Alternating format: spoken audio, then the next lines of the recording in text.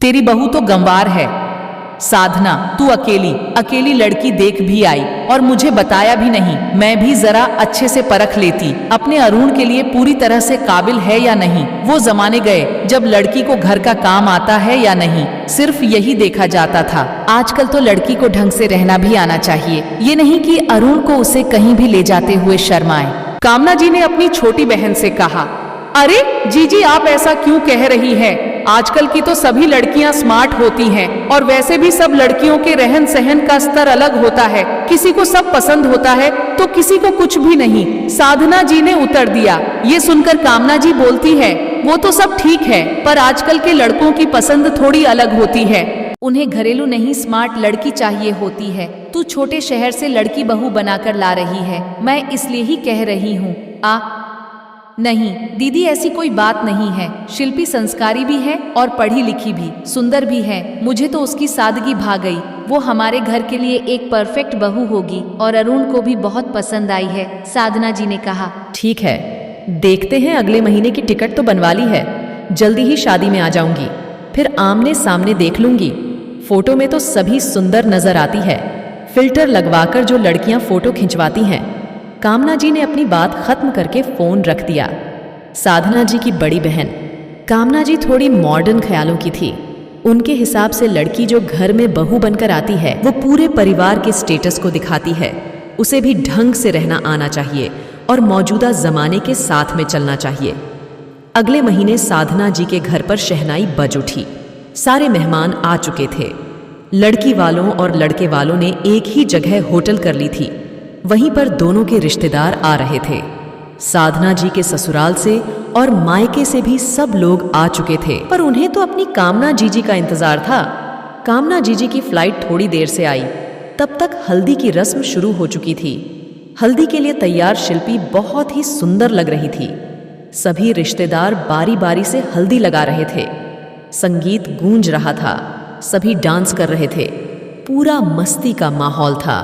ऐसे में कामना जी आती है तो साधना जी का चेहरा खुशी से खिल जाता है और वो मुस्कुरा उठती है।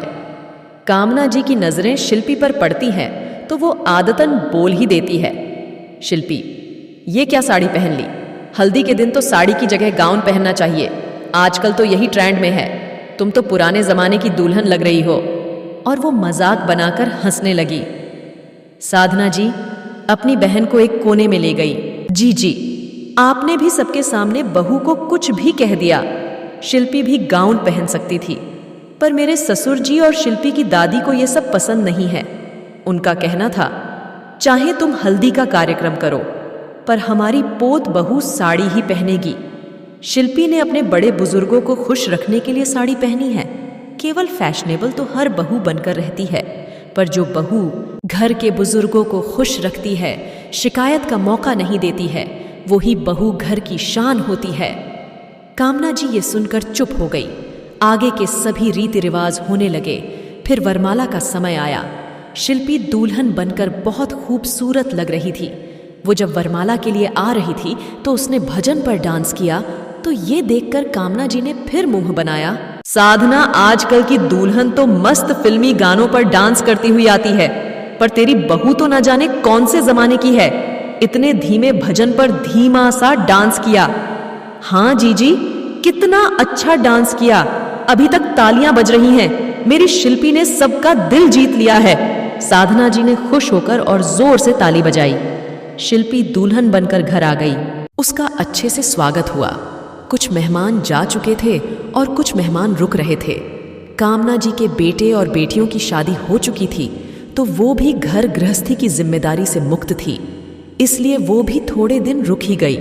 सारी रस्में और रिवाज हो गए।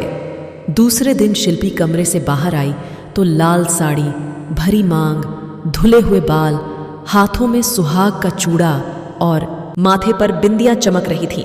पैरों से पायल की छन छन की आवाजें आ रही थीं। शिल्पी बहुत सुंदर लग रही थी। साधना जी ने उसकी नजर उतारी।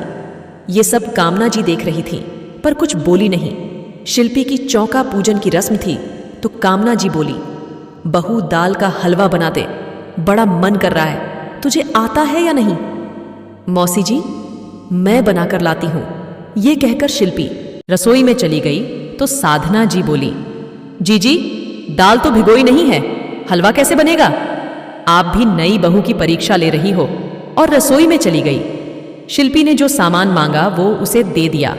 साधना जी के माथे पर तनाव की रेखा देखकर वो बोली, मम्मी जी मैं बना लूंगी, आप बाहर जाकर मौसी जी से बात कीजिए।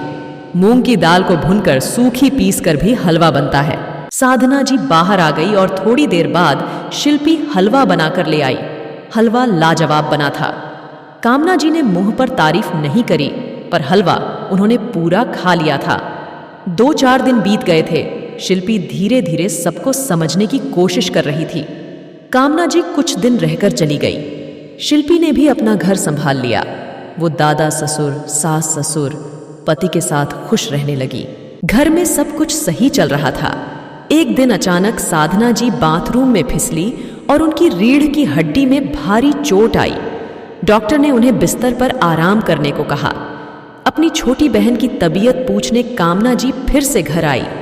बहन की हालत, उनका दर्द उनसे देखा नहीं जा रहा था। उनके कहने पर वो 2-4 दिन रुकने को तैयार हो गई। शिल्पी ने पूरा घर अच्छे से संभाल लिया था। घर में सिर्फ शिल्पी ये दे दो, शिल्पी वो चीज़ कहाँ है, बस यही आवाज़ें गूंज रही थीं। सास की सेवा के साथ ही शिल्पी अपने दादा ससुर का भी पूरा ख्याल रख रही थी। उन्हें समय पर खाना देना और दवाई भी दे रही थी। कामना जी साधना जी के पास बैठी थी। तभी शिल्पी चाय देने अंदर आई तो कामना जी उसे अजीब नजरों से देख रही थी। साधना कुछ भी कह, तेरी बहू ढंग से नहीं रहती है। ये आजकल के जमाने में कौन पायल पहनती है, बिंदी लगाती है और देख कितना सिंदूर मांग में भर रखा है, चूड़ियां भी हाथों में भरी है। शादी के शुरुआती दिनों में तो पहन लो, पर रोज कोई नहीं पहनती हैं। आजकल तो पता ही नहीं चलता है कि ये शादीशुदा हैं या कंवार।